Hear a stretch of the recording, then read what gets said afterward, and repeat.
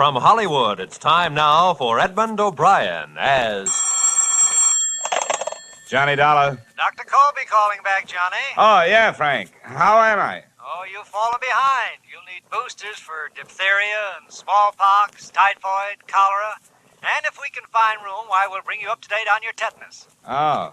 Well, where do I get them? We'll have it all right here in the office, or I can stop by on my way home. Well, that's not what I mean, Frank. It takes a long time to get to Haiti, and those plane seats aren't very comfortable at best.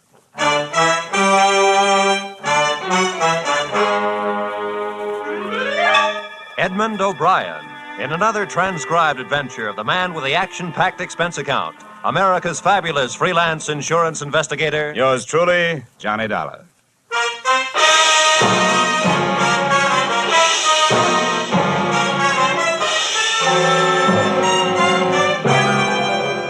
Expense account submitted by Special Investigator Johnny Dollar to Home Office, America Federated Life Insurance Company, Hartford, Connecticut. Attention, Harvard Huntington, General Manager. The following is an accounting of expenditures during my assignment in Port-au-Prince, Haiti. Expense account item 1, $15 for a pair of tickets to Detective Story at the Hudson Theater, New York, which I never got a chance to use since I was seated in the library of your Hartford home promptly at curtain time. Dollar, I want to thank you for coming out here. Sorry to break into your evening like this, but since I have, I'll get right to the point. Perhaps you've heard of the Gordon family here in Hartford. Well, what I see of the society page is what I'm flipping back to the sports section, but I've noticed the name. Diamond-studded, aren't they? Immensely wealthy. Pillars of society. And surprisingly, quite a proper family. That is all but one of the sons, Ralph. A heavy drinker, complete wastrel, ne'er-do-well. Oh, a blot on the old escutcheon, eh? Yes, continually getting into one scrape or another. Now he's done it again. I take it that you're not worried about Ralph the man, but about Ralph the policyholder, huh? Yeah. Well, to put it bluntly, yes. I don't think it's unethical for a company to protect its interests. In this case, the policy is in the amount of $150,000. Quite a piece of paper. Yes. And to be quite candid, I rue the day it was issued. But the point is this. Ralph Gordon, at last report, is dying aboard his yacht at Port-au-Prince, Haiti. Well, then you don't need me. You need the Mayo Clinic. Dollar, I hesitate to even mention this in the presence of a sane man. But from everything we can learn, young Gordon is not dying from any known malady. He's dying as a result... Oh, it's pure nonsense. He's supposed to be dying as the result of voodoo curse. Now, anybody with any sense... All right, wait a minute. Where'd you get your information? From his older brother, Thomas. He's a doctor. He's down there in Haiti with Ralph. Now, I want you to go down and debunk this thing, Dollar. Find out what's wrong. Why, any sane man knows there's no such voodoo. You don't believe in it, do you?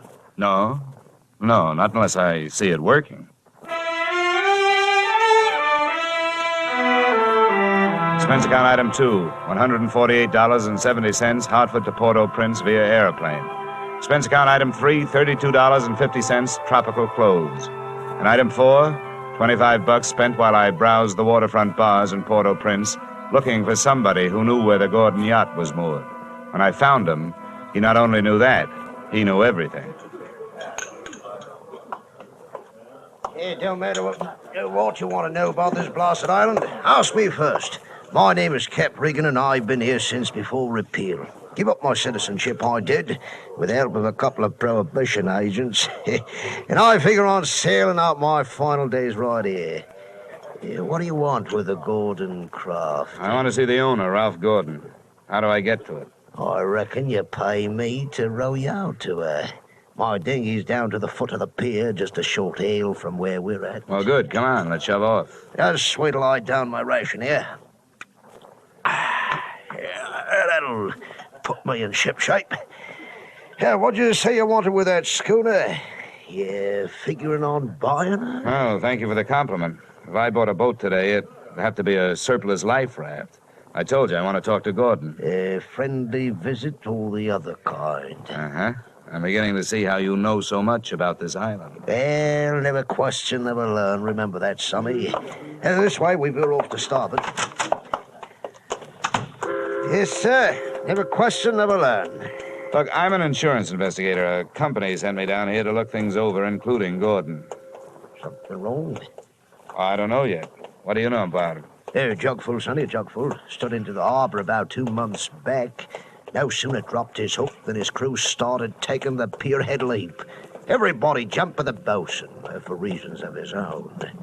What was the matter with Gordon? He was off seas over all the time. And you navigate with sextant, a compass, and parallel ruler, Sonny, not with a double shot and a water chaser. Get the drift? They were afraid to sail with him? Oh, that's the line of it. If you'd ever pile into a reef, you feel the same. Oh, yeah, here we are. Now, there's my dinghy down at the bottom of the ladder. And there's Gordon's yacht out there, you see her? The tug is passing astern of her now. Yeah. Yeah, that's a lot of boat. Yep, she carries a suit of sail like a grain clipper. Oh, why don't you see her close up? She's dirty as a garbage scow.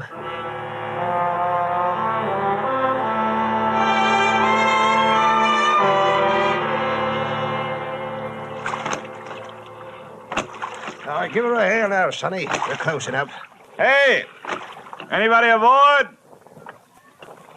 Hey, aboard the yacht. Anyone home? Yes? What do you want? If the ship was dirty, I didn't notice. It may have had good lines, too, but it couldn't have touched what stood still at the rail, wearing clam diggers, an off-the-shoulder T-shirt, and a Caribbean tan. There's a trimmo for you. That'll be his wife. Can I come aboard? Who are you? What do you want? I'm Johnny Dollar from Hartford. I want to talk to Ralph. Oh. Why, yes, then. I guess you'll have to come aboard. Yeah. I'll swing the stern into the ladder. There you be. Steady now. Okay, Cap. You wait for me, huh?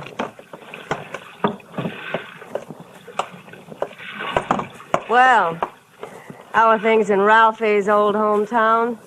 Cool, but not as cool as this reception. Don't let it throw you. What is this, a friendly drop-in business or just plain snooping?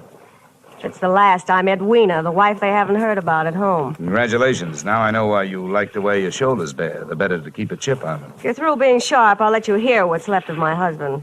Come on, through here.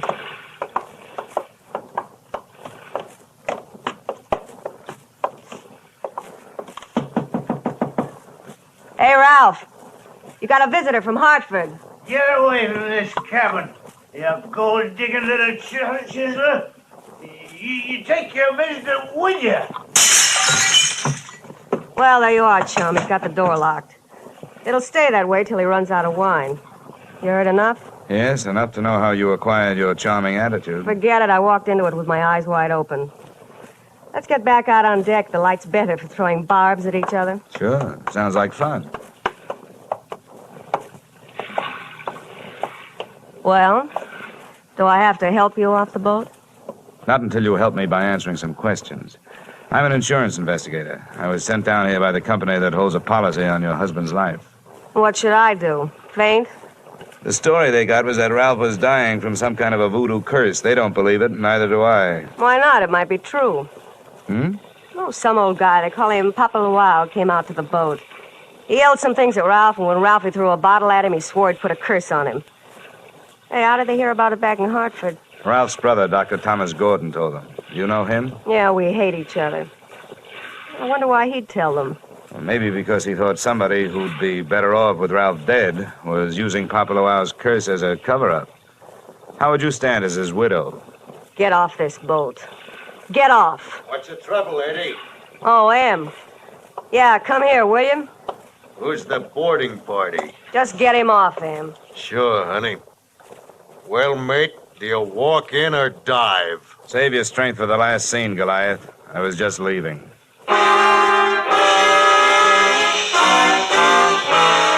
Expense account item 5, $3 paid to Cap Reagan as water taxi fare. Item 6, 80 cents, land taxi fare to Hotel Francois. And up at the Hills hangout for not only the best in tourists, but also Brother Thomas Gordon, M.D. Please make yourself comfortable. Could I offer you something? Nothing but some brotherly advice. Certainly. I feel like a stupid fool for not being able to handle this thing myself. So now that you're here, call on me for anything. First, have you seen Ralph? I tried to, but he locked himself in his cabin. Tell me, as a medical man, how do you digest this voodoo curse story? Why, it's ridiculous. Good heavens, this is the 20th century. I do think that science doesn't know everything it would like to know. Voodoo, black magic. There are stories, supposedly true, but any victim would have to have a highly susceptible mind. And I know my brother, Mr. Dollar. His mind is susceptible only to his own whims and fancies. And what's the matter with him? That's it, I don't know. He's drawn within himself and seems to be searching almost insanely for escape through alcohol. Hasn't anybody thought of putting him on the wagon? It's a horrible idea, but it works. I don't think this is the time for it. He's suffering mentally and needs release. Well, that leaves us only one thing to think about, and no matter how thin you cut it, it's still voodoo. I'm a man of science, Mr. Dollar.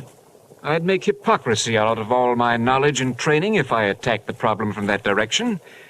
But, please let me know what you find. Expense account item 7, $4, rental of horse and cart, in which my walking tourist guide, Cap Riggin, and I jolted out of town in search of Papa Loire. Something made me feel like I was riding my last mile in a tumbril en route to the guillotine. The moonlight was fighting a losing battle against an army of storm clouds that was sweeping in. And then to make it worse, I heard a drum. Hear that, Sonny? Yeah, sort of a tired Gene Krupa. Means we're getting close to Papa's quarters.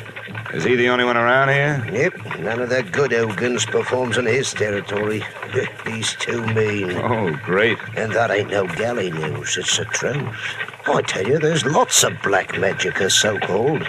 It's nothing but tourist bait. But Papa, he's a genuine article. Let me tell you about one fella he loaded a curse onto. He was a native, and before he got through with him... Cap, please, you keep your mind on your driving, and I'll keep mine on pleasant memories. Well, I ain't got no more driving to think about. What's the matter? That's the path over there by that gnarled old tree. From here on, you plot your own course. This is close enough for me. Me too. Say, wait a minute. How do I know I can't put a curse on him, huh? I never tried. Smooth sailing, Sonny. The path led along the edge of a field of sugarcane, and on the other side of me was a solid wall of jungle. First, I smelled some feathers burning. Then I heard the chant.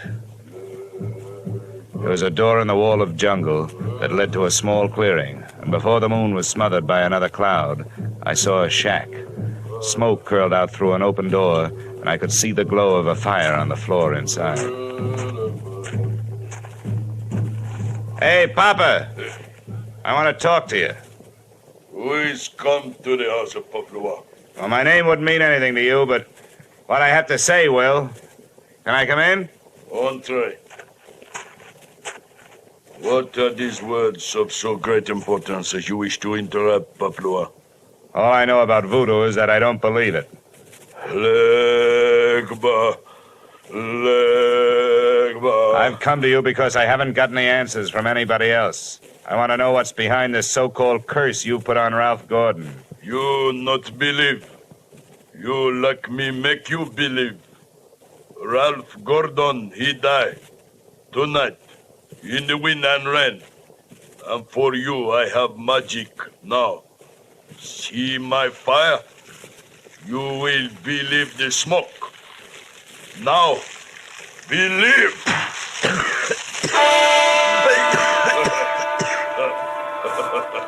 I couldn't see what he'd thrown onto the fire. He'd reached behind him for it.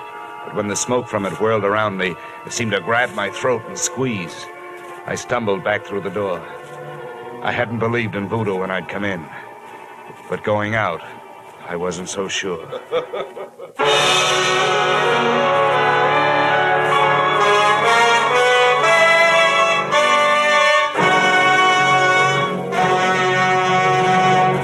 We will return to the second act of yours truly, Johnny Dollar, in just a moment. CBS invites you to hear one of the greatest ad-libbers in show business, Groucho Marx, this Wednesday night on most of these same CBS stations. Groucho's show, You Bet Your Life, finds the master throwing quips and questions at oddly assorted pairs of contestants. And it's one of the funniest, fastest, merriest shows on the air. Be listening when Groucho Marx comes along this Wednesday on CBS. And now, with our star, Edmund O'Brien, we return to the second act of yours truly, Johnny Dollar.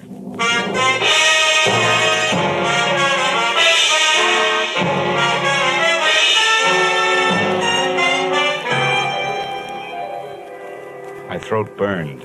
I staggered around in the heavy jungle air, and when I could breathe again, I gulped in enough to lift the Graf Zeppelin. When I got back into the shack, he was gone. He hadn't left much of what he'd smoked me out with, but he'd left enough. A few shreds of photographic film on the dirt floor. And film made of cellulose and nitrates not only takes pictures, it puts out nitric oxide and nitrogen dioxide when it's burned. A combination that would live up to the demands of any gas chamber.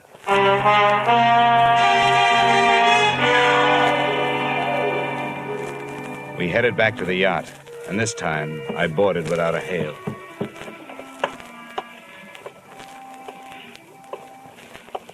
I'm telling you, Em, we can't go on with this. Well, this tops it. You having a change of heart. Well, that's what happened. I'm not so sure that makes any difference.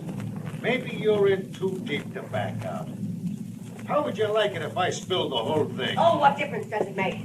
It'd be better than landing in a Haitian prison with your motives showing. Think it over, Angel. I'll be in my sack when you make up your mind. Em, how wrong you can be. See you later, huh?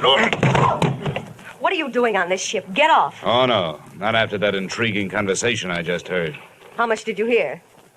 If I added it to the gas assault Papa Luau threw at me, it'd be enough to nail you and Loverboy here for conspiracy to commit murder.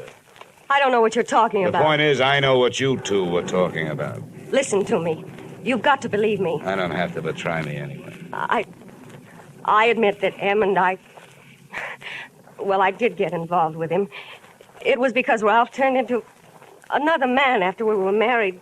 This probably marks the first time in history that an icicle melted in Port-au-Prince. Please, let me finish. When my marriage went to pieces, I had to do something or go crazy. To see Ralph drinking up all the champagne on the island was just more than I could take. I was going to divorce him and leave with Em, but we weren't going to murder him. You know, Chapter 1 has so many holes in it, it could have been printed by a punch press. You don't worry about landing in prison with your motive showing when all you're planning is divorce. You do when people are waiting for your husband to die under mysterious circumstances. That's why I was trying to make Em go away. If Ralph died, who would look any farther than the erring wife? Unless Em was hiding something. Can you lock this cabin from the outside? Yes. What are you going to do? You aren't going to lock me in here. No, just your playmate. You're coming with me. Where? To Papa Luau's. I want to hear what kind of a story you tell in front of him. You don't believe me. No. With $150,000 at stake, I don't even believe myself.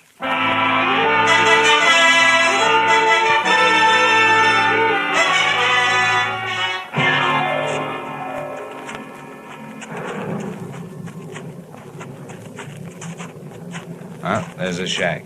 You go in first. May not be heroic, but it's the best way I can think of to catch his reaction when he sees it. Come on, go ahead. Go on in. Who is it come to Paplua's door? Who are you, woman? Well, Mr. Dollar, are you satisfied? Not quite. And you did not believe. Why you are here? You wish again to see the power of my smoke? Let's just drop the act, Papa. I know what you threw in the fire. Was my Bokor smoke? You not yet believe? A good man from a police laboratory can sift enough out of those ashes to know it was film.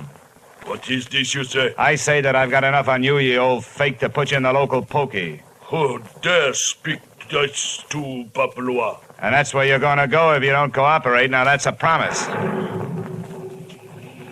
What is it you want? Did somebody put you up to this cursed business that Ralph Gordon is supposed to be under? A man of your race. Now go. That is all. It's not enough. What was his name?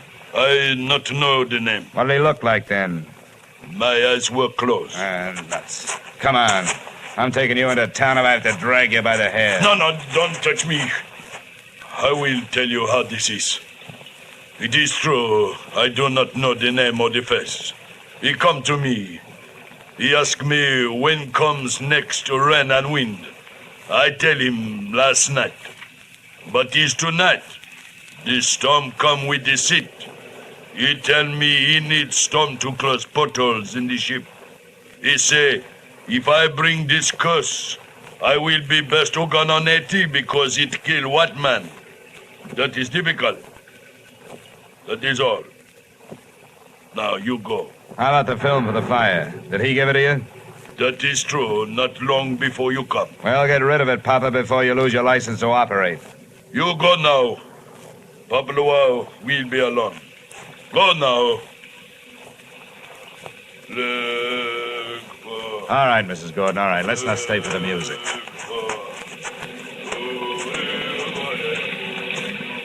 Could you make head or tail of what he said? What goes into your husband's cabin? Nothing but food and wine. Mostly wine. Who fixes his meals? I do. Our cook left us. Yeah? Where does the wine come from? You said it was champagne, didn't you? Yes. It always comes from the same place, a liquor shop in town, a case at a time. Nothing makes any sense. What are you going to do? All I can do. Try every angle. But that's not all I'm going to try in that liquor shop.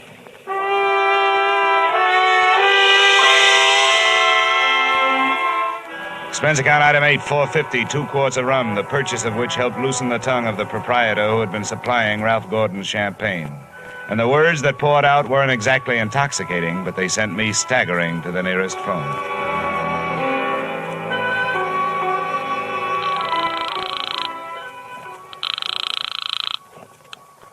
Yes, hello. Dr. Gordon, this is Dollar. Good heavens, Dollar. I've been wondering about you. What have you learned? Well, first tell me this. What would happen to a man if he was in a ship's cabin on a stormy night with all the portholes closed and there was a lot of dry ice in there with him? What? What was that? A small room, no ventilation, a lot of dry ice. A lush, maybe passed out. What would happen? Good Lord. Dry ice is solidified carbon dioxide. If enough of it evaporated into the room... The lush would not be bothered by a hangover the next morning because he wouldn't wake up, right? Exactly. The gas, although not toxic, would force the oxygen from the atmosphere, and the result would be asphyxia. What are you getting at, Dollar? Well, that curse your brother is suffering from is very scientific. The champagne he's been getting has been chilled by dry ice, about 5 pounds per case. One went out just before the storm broke. Good Lord. It may be just coincidence, but Ralph's wife and that bosun... Yeah, I know. For a bosun, he'd make a very good chemist. They sent for a pull motor. If it's too late for your brother, maybe I can use it.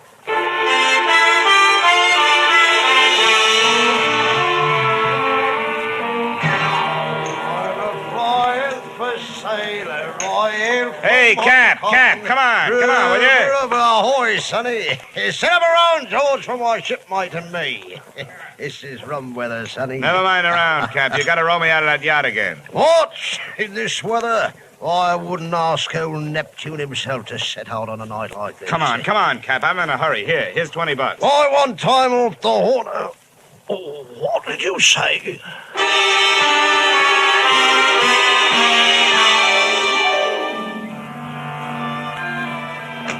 I didn't think it could rain any harder than it had been, but it did. Visibility was 0. But about 20 minutes out, Cap spotted her riding lights. There she lies, sonny. We were on target, but so was somebody else. A searchlight stabbed out at us. Hey, this sounds like Prohibition days. Who's giving us the broadside? I can't tell. I'll lay a pelican hook over his head if I get my hands on him. Oh, Cap! I got my left leg. Get down the bottom, Cap. I'm going over the side.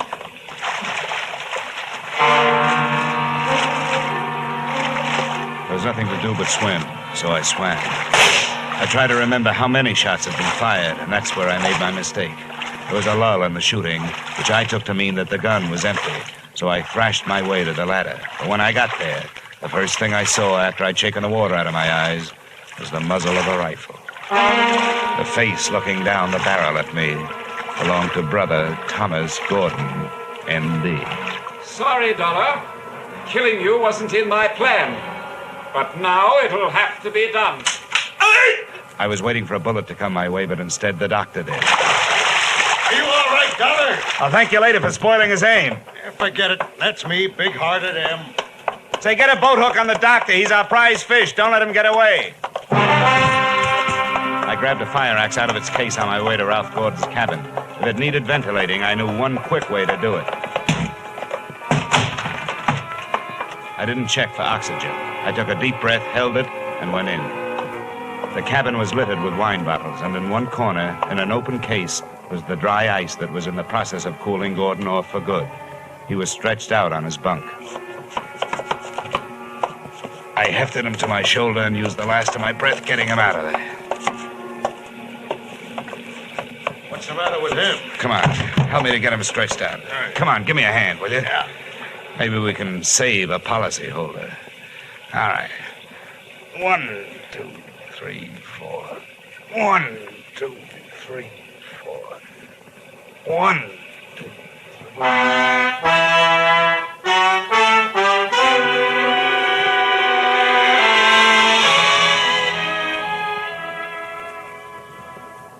Expense account item 9, $30. Cover charge at a hospital where I put the revived Gordon under the care of a doctor, not his brother. His brother happened to be resting in a jail cell at the time, waiting the formal charge of attempted murder. Motive, the family fortune. Item 10, same as item 9. Same hospital where they patched up Cap Reagan. Item 11, $40. An ounce of voodoo perfume for the lovely but sometimes chilly Edwina. Maybe if she tries that kind of magic on her husband, he'll spend less time with the bottle joy and more with her kind. And expense account item 12, $148.70. Return trip to Hartford. Expense account total, $424.70. Yours truly, Johnny Dollar.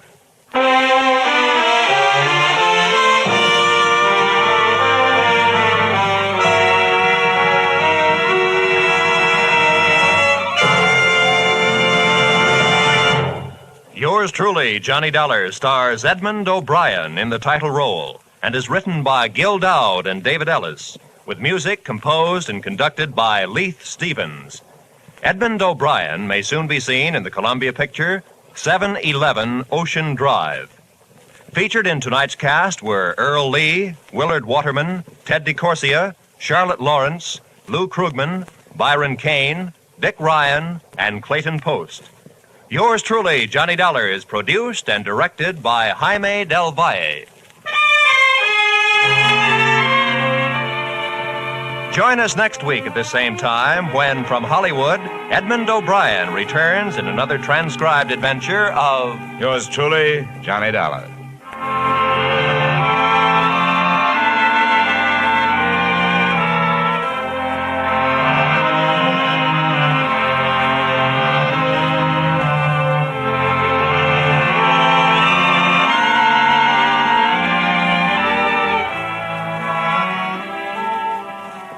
There'll be a bright new show on CBS this Wednesday night. It's called The ABCs of Music, and the star is Robert Q. Lewis with Ralph Flanagan's orchestra. You'll find Robert Q. and Ralph Flanagan taking over while Bing Crosby is on vacation. So join them on most of these same CBS stations this Wednesday for The ABCs of Music.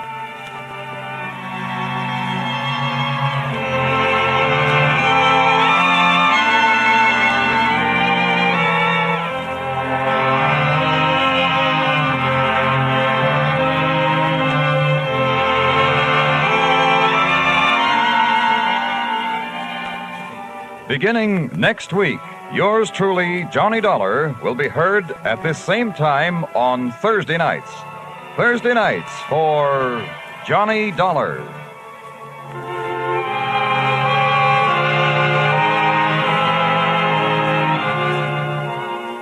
This is CBS, where you hear suspense every Thursday night, the Columbia Broadcasting System.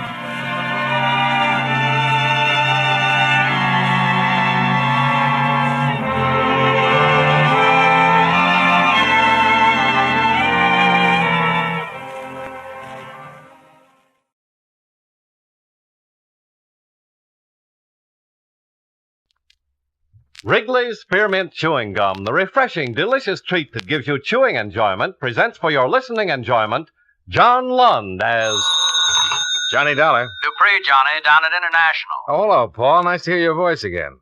How are things? About the same. Johnny, would you like to come over to my office and meet a girl? She pretty? Very. Interesting? Very. As a matter of fact, she just told me the most interesting thing I've ever heard. Oh, yeah? What's that? She just told me that she was dead. I better come over.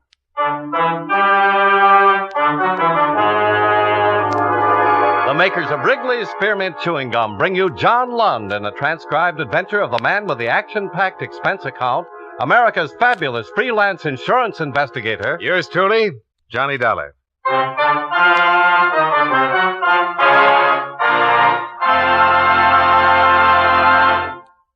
Wrigley's Spearmint Chewing Gum refreshes you. Wrigley's Spearmint Chewing Gum gives you real chewing enjoyment. Yes, for chewing enjoyment plus refreshment, it's Wrigley's Spearmint Chewing Gum. The lively, delicious flavor of Wrigley's Spearmint cools your mouth, helps keep your throat moist, and gives you a nice little lift. The good, smooth chewing of Wrigley's Spearmint helps keep you feeling fresh and alert, adds enjoyment to whatever you're doing. So for chewing enjoyment plus refreshment, treat yourself often to Wrigley's Spearmint Chewing Gum. Healthful, refreshing, delicious.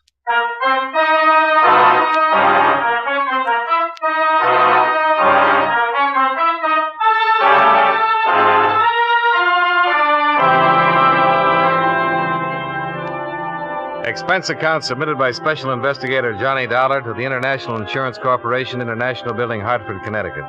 Attention Claims Division. The following is an accounting of expenditures during my investigation of the Madison Matter. Expense account item 1, $1.30. Cab fare downtown to the International Building. I went up to the 10th floor in Paul Dupre's office to find him sitting across the desk from a tall, dark-haired woman in her early 30s. She was pretty, she was quiet, she was well-dressed. Oh, hello, Johnny. Come on in. Hi, Paul. This is Mrs. Walker, Mr. Dollar. How do you do? How do you do? Sit down, Johnny. Make yourself comfortable.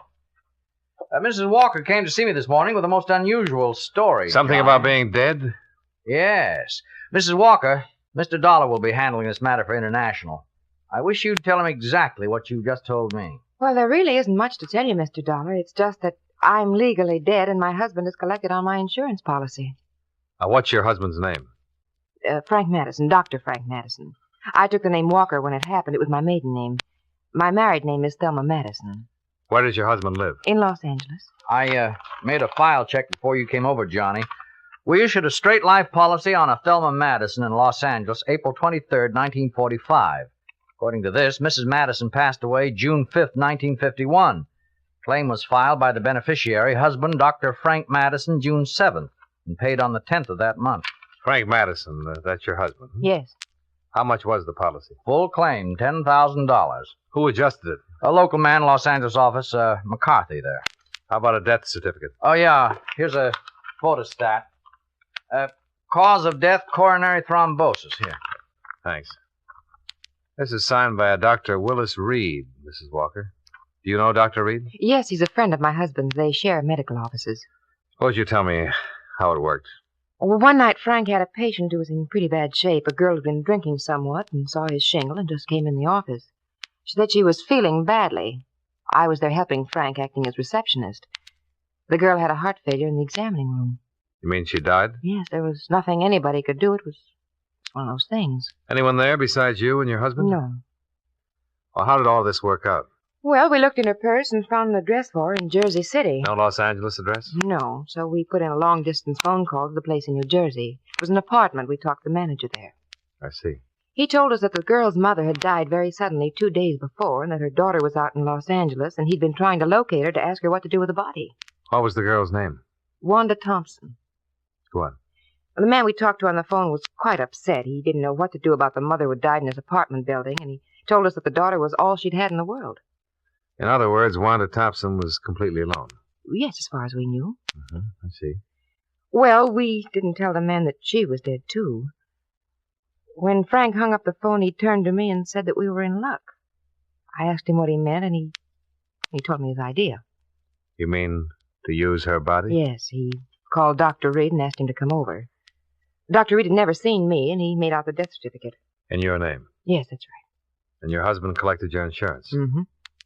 Why? Well, he needed money. Seemed a good way to get it without too much trouble. Well, what was supposed to happen?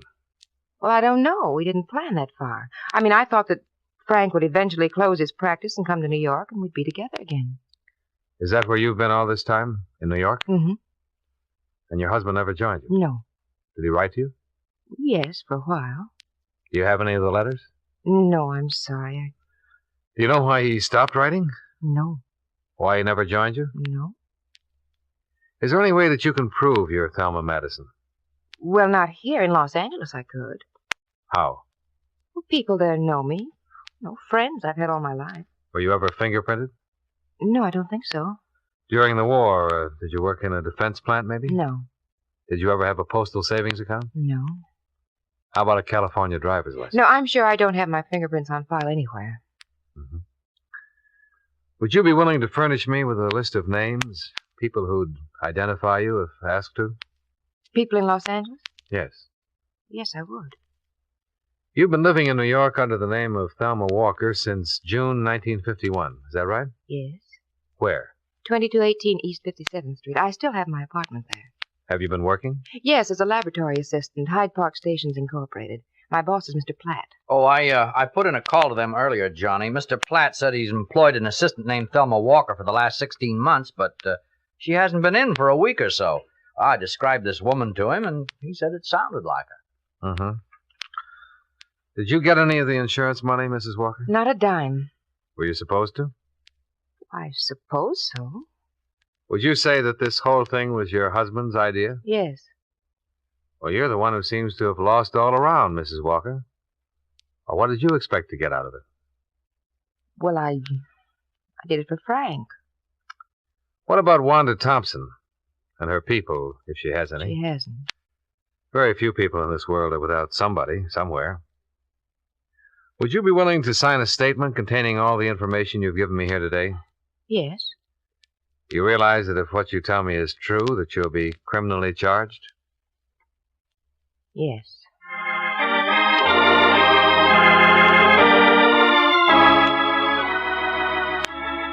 By 5 o'clock in the afternoon, a statement had been prepared. Thelma Walker signed it without hesitation. I talked with Dupre in the outer office. Well, Johnny, I don't even have to go up to legal to know that every word of this will have to be verified before we can take any action. Well, if half of it's true, we're in business. Oh? She didn't give us any good reason for coming here. Well, maybe she has a conscience. She wouldn't have done it in the first place if she had. In the second place, she couldn't have lived with it for almost 2 years. And in the third place, there's an awful lot of coincidence. Yeah, but suppose it's true. Well, then it's the neatest thing since the ball bearing. What worries you most?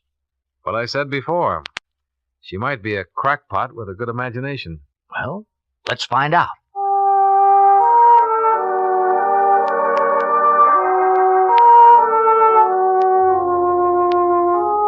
Expense account item 2, $38.14, transportation, Hartford to New York City. I checked my bag at the airport and took the limousine as far as the Waldorf. Expense account item 3, $3 cab fare and tip to 2218 57th Street, Thelma Walker's residence. I talked to the manager. This is her apartment, Mr. Dollar. I see. How long has she lived here? July 1951. Good tenant? Very. Quiet. No drinking or parties. Wish we had more like Mrs. Walker. Do you know her very well? Just as a tenant. You ever talked to her? Not much. At Christmas time, we had a drink together down in my apartment. She seem all right? What do you mean? Normal. Oh, yes. Does she have any friends in the building that I could talk to? No, she doesn't. One thing she keeps to herself. Minds her own business. May I ask where she is now? In Hartford. New Hartford Hotel, if you want to talk to her about anything. I'll remember that. You mind if I look around? I'll have to stay with you.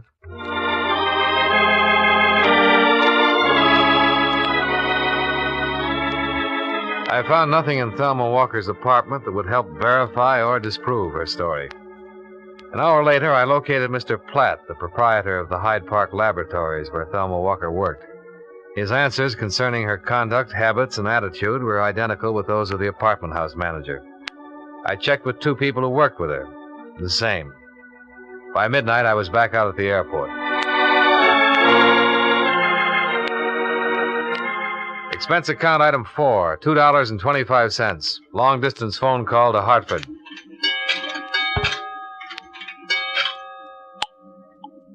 Here's your party. Hello? Hello? This is Johnny Dollar. Oh, hi, Johnny. What'd you find out? All clear here. Her story checks out about living in New York. Well, we better go on with it then. Oh, I have some news. I talked to the coroner's office in Jersey City. Oh? Mabel Claire Thompson, age 61, died there June 3rd, 1951. The body was unclaimed and the county buried her. They were unable to locate her only known kin, a daughter, Wanda Thompson. She's believed to be in Los Angeles. See if you can find a picture and some prints on Wanda Thompson. Yeah, right, Johnny.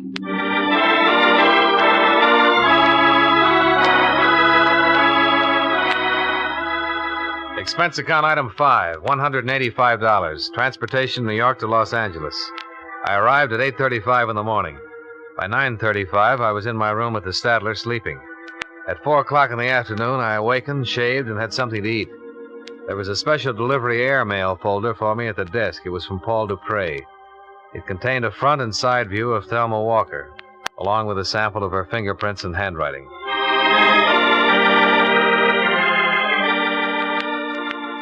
Expense account item 6, $15. Car rental, so I could get around a very big Los Angeles.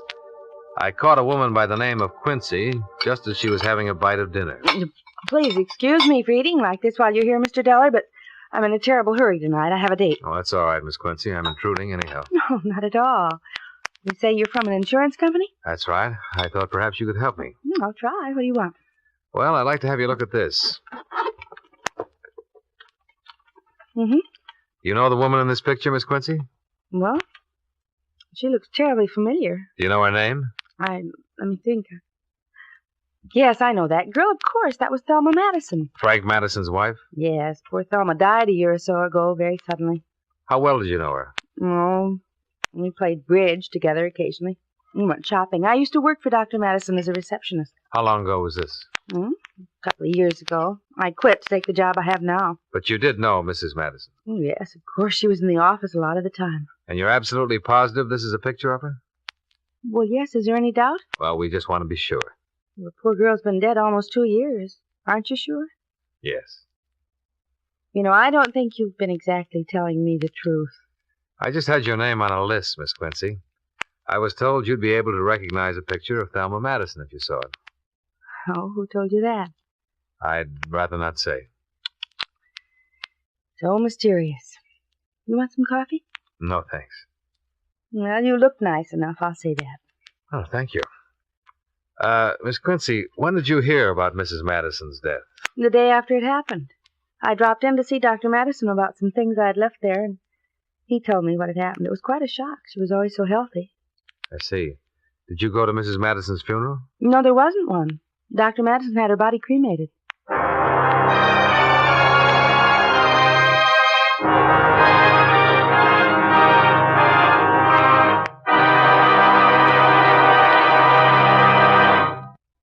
Friends, wherever you are, whatever you're doing, you'll enjoy chewing Wrigley's Spearmint Gum. Chew Wrigley's Spearmint while you're working. The lively, full-bodied flavor of Wrigley's Spearmint gives you a refreshing little lift. The smooth, pleasant chewing of Wrigley's Spearmint Gum helps keep you feeling relaxed and satisfied, makes your job seem easier. Chew Wrigley's Spearmint Gum in your home, when you're out walking or driving, when you're enjoying outdoor sports and other activities. Wrigley's Spearmint Gum tastes good anytime, and the natural chewing aids digestion and helps keep your teeth bright and attractive.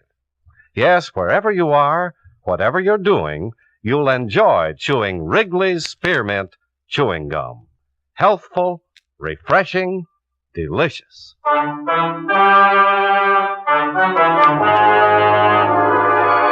And now, with our star, John Lund, we bring you the second act of Yours Truly, Johnny Dollar.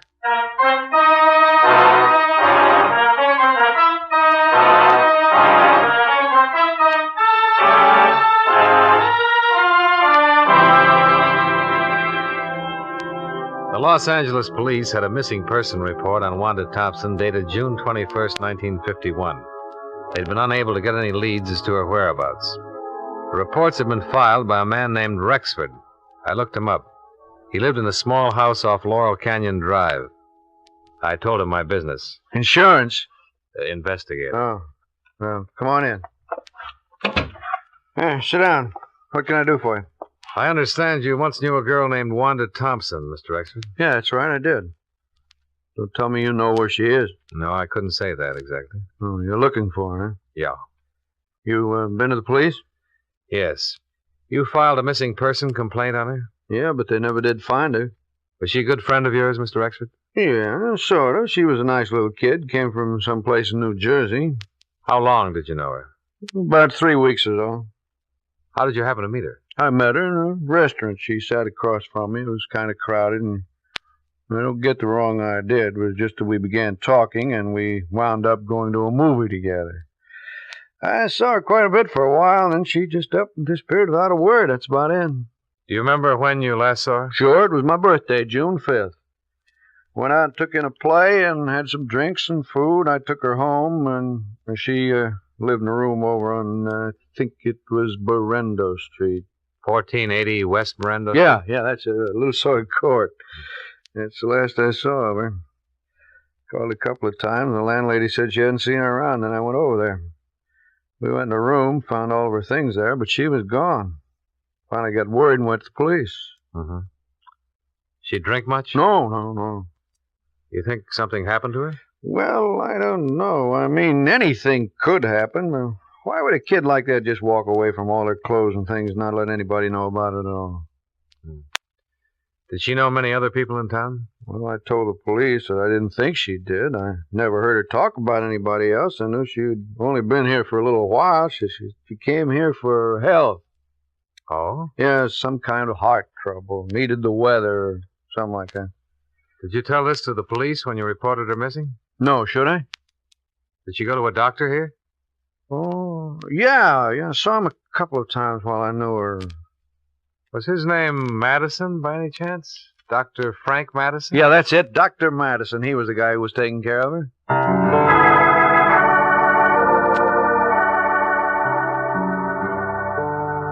I spent another hour questioning Anthony Rexford. As far as he was able to remember, Wanda Thompson's heart condition had not been a serious one, or at least she had explained it that way to him. After I left Rexford, I checked with the telephone company about the phone call Dr. Madison was supposed to have placed to Jersey City the night of Wanda Thompson's death. They had no record of any such call being completed.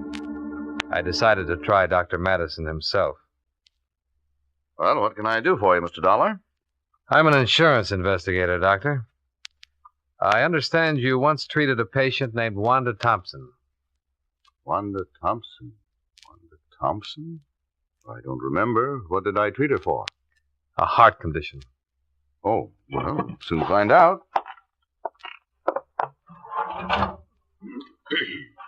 Thompson. Wanda. When was this? Oh, almost 2 years ago. I don't have the exact dates. Well, I don't have a Wanda Thompson in my files, Mr. Dollar. Was it something important? Pretty important. Well, she might have come in once for some little thing. I wouldn't make a history of that necessarily. A man she once knew here told me that she came to you a few times.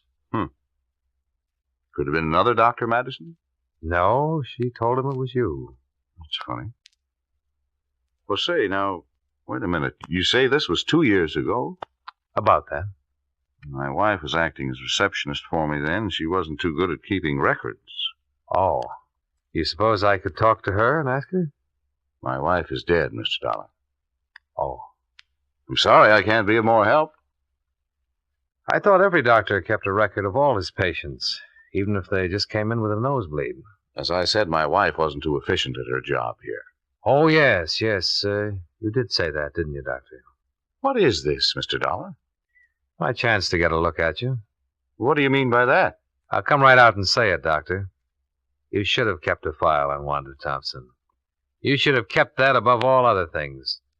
The fact that you don't have one is going to make me believe a lot of things that I haven't really believed up till now. What things? What on earth are you talking about? I talked to a woman in Hartford, Connecticut 4 days ago who told me her name was Thelma Madison. She said she was your wife. She said that Wanda Thompson died in your office one night and that you identified the body as your wife's. What? And what's more, you collected $10,000 worth of insurance on her. Here's her picture, Doctor. Is this your dead wife? Well, all right, I'll tell you.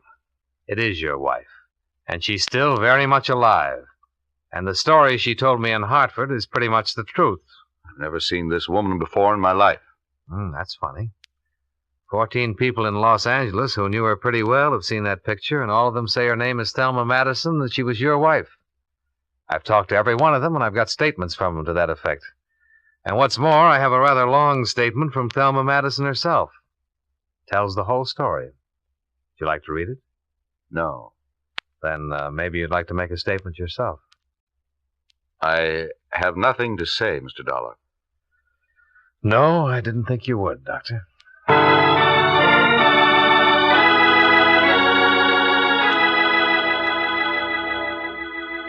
On the strength of the evidence already assembled, I preferred charges against Frank Madison and had him taken into custody. He refused to talk with the police or with me about any of the charges of which he was accused. He was held without bail pending investigation.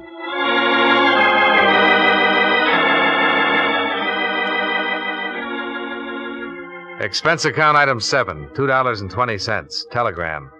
I wired Dupre to bring Mrs. Madison to Los Angeles as soon as possible in order to avoid a lengthy extradition procedure. They arrived the following day. I interviewed her once more. You say Frank's in jail? Yes. Oh, I suppose I'm to be arrested. Well, so far we have enough evidence to prove conspiracy against you two, and we'll prosecute to the limit on that. There'll be some other charges against him, business with the body and so on. Yes. But there's something else here I want to get straightened out. Let me read this to you. A girl, whom we later found out to be Wanda Thompson, walked into the office on the night of June 5th, 1951, and complained of feeling ill. She had been drinking. My husband took her into the examination room, where she died a few minutes later of a heart condition. Those are your words on this sworn statement. Yes. Let me go on. I had never seen or heard of Wanda Thompson until that night. I was with my husband when he placed a phone call to her home in Jersey City. He spoke with a man there who managed an apartment house, and so on. Mrs. Madison, that call was never placed. I was in the room when Frank made it. The phone company has no record of it. Were you in the room when Wanda Thompson died? No. Did you know that she was a patient of your husband's before that time? No. Well, I found out. I'll tell you, Wanda Thompson was one of your husband's patients. She didn't just walk in and drop dead. I talked to a man who knew Wanda Thompson. She told him about going to your husband for treatment. How do you explain that? I didn't know it. You said you were acting as receptionist. When she gave you her name, didn't you look into your index to see if you... No, I didn't at all. Now, look, Mrs. Madison. A lot of these things you told me have been true, but a lot of them don't make sense. Well, you wouldn't know anything about any of it if I hadn't come to you. Well, maybe that's so. But why do you think we've gone to the expense and trouble of checking all this? I'll tell you. Because it was just too good to be real. A girl, alone and friendless in Los Angeles, dying of a heart attack in a doctor's office. A doctor who needs money and has a wife who's heavily insured. It's too much for us to take. Even with a signed statement, it's too much to take. Wanda Thompson was a patient of your husband's. She came in his office one day like anybody else. You or your husband took her personal history. And you noticed that she only had one relative in the world who'd be worried if she died. A mother way back in Jersey City. What are you talking about? I'm talking about a premeditated, planned murder. That's what I'm talking about. When that mother died suddenly, there was nobody to worry about poor little Wanda Thompson anymore. Nobody to ask questions about her. Am I right? Yes, you're right. Do you want to tell me about it? Juan had been in to see Frank twice before. He knew all about her. That night when she came in the office, she said she just received word that her mother had died suddenly. She asked for something to make her sleep. Frank took her back in the examination room. Go on. A few minutes later, he buzzed me to come back. Wanda was lying on the table, dead. Mm-hmm. Frank looked kind of strange. Crazy. He said that Wanda had had a sudden heart attack and died before he could do anything. Well, I knew it wasn't so. There was a hypodermic on the stand. He'd given her something. I just didn't think he'd go that far.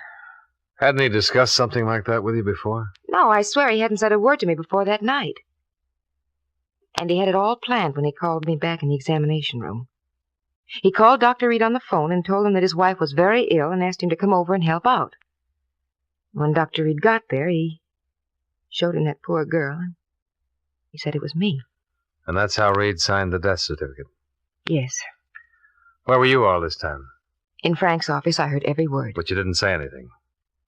Well, no, I was too stunned by it all, I guess.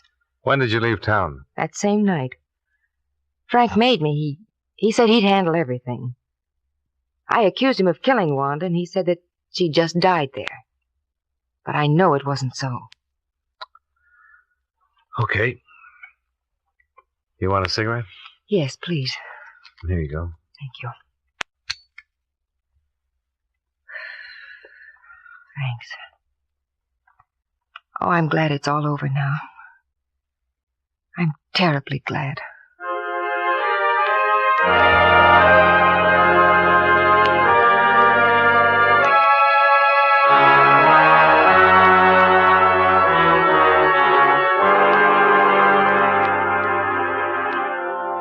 Expense account item 8, $73.50. Board and room while in Los Angeles. Expense account item 9, $205. Plane fare to Hartford. Expense account total, $525.39. Yours truly, Johnny Dollar.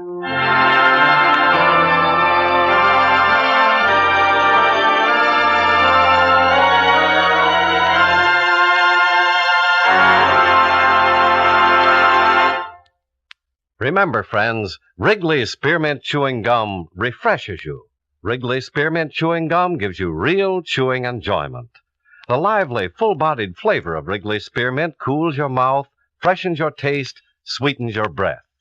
The smooth, pleasant chewing of Wrigley's Spearmint helps keep you feeling relaxed and satisfied, makes whatever you're doing more enjoyable. Yes, for refreshment plus chewing enjoyment, treat yourself often to Wrigley's Spearmint Chewing Gum. Millions enjoy it daily. Get a few packages and always keep some handy. That's Wrigley's Spearmint Chewing Gum. Healthful, refreshing, delicious.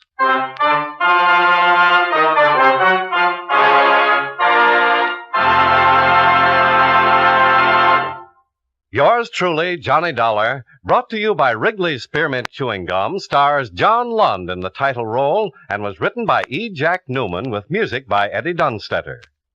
Featured in tonight's cast were Joseph Kearns, Lillian Baeff, Parley Bear, Virginia Gregg, Tom Tully, and John McIntyre. Yours truly, Johnny Dollar, is transcribed in Hollywood by Jaime Del Valle.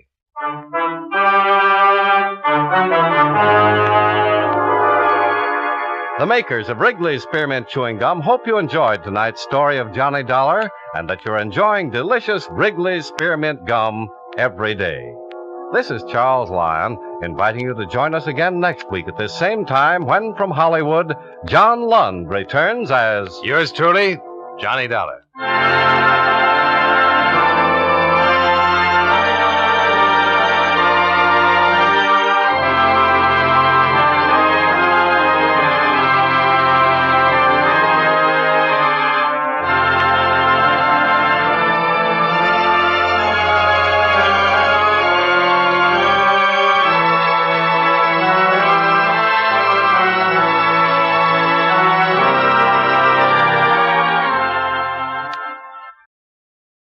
Wrigley's Spearmint Chewing Gum, the refreshing, delicious treat that gives you chewing enjoyment, presents for your listening enjoyment John Lund as Johnny Dollar. Ed Quigley, Johnny. Are you free? If you mean am I available, yeah. What's up, Ed? Remember Mark San Antonio? The bootlegger? Yeah, sure. What about him? Well, somebody shot him this morning. shot him to death in St. Petersburg, Florida. Oh, yeah? Great Eastern Fidelity set up a trust 2 years ago for San Antonio's daughter. They'll want a full report before they come across. I see. They know who killed him yet or why? No, not a thing, Johnny, just that he's dead. When can you leave? As soon as I can get a plane. Good.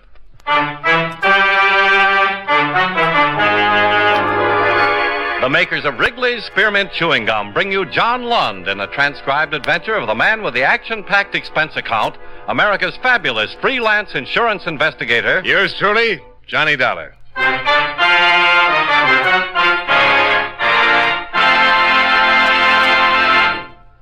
Wrigley's Spearmint Chewing Gum refreshes you.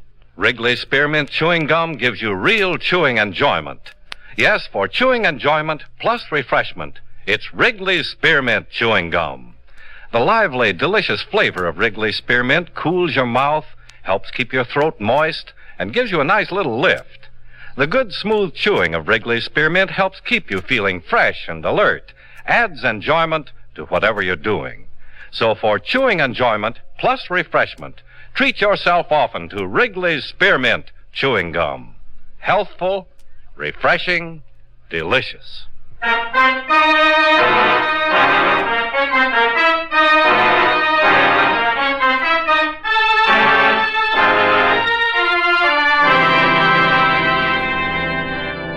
Expense account submitted by Special Investigator Johnny Dollar to Home Office, Great Eastern Fidelity and Life Insurance Corporation, 6th and Jordan Avenue, Hartford, Connecticut.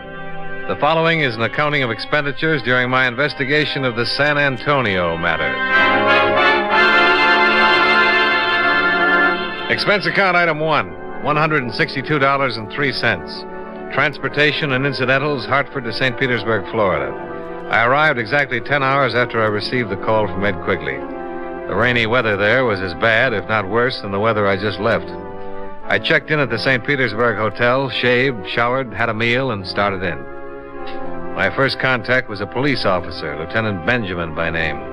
A big, swarthy man who seemed to know what he was about. I don't quite get this, Dollar. What's your part? Just that my insurance company would like a full report on everything that's happened. Oh, you mean a report separate from what we have? Yeah, that's about it, Lieutenant. Well, it's their dough. They can spend it any way they want to. What can I do for you? Well, maybe we can help each other, Lieutenant. If you'll sort of let me tag along and see what's what on the case. We'll see. Well, San Antonio bought a big place over on the south end of town 11 years ago, just after he was released from Alcatraz. He's lived there ever since. Quiet, minding his own business, keeping his nose out of trouble. Yeah, so I understand. Well, as long as a man does that, even a man with a background like San Antonio, as long as a man does that, we don't bother him, he doesn't bother us. Well, today was the first peep we ever got out of him. What happened? Seems at 6 o'clock this morning he phoned into the station and said that somebody was watching his house. A prowl car went out to have a look around. He told the officers that 2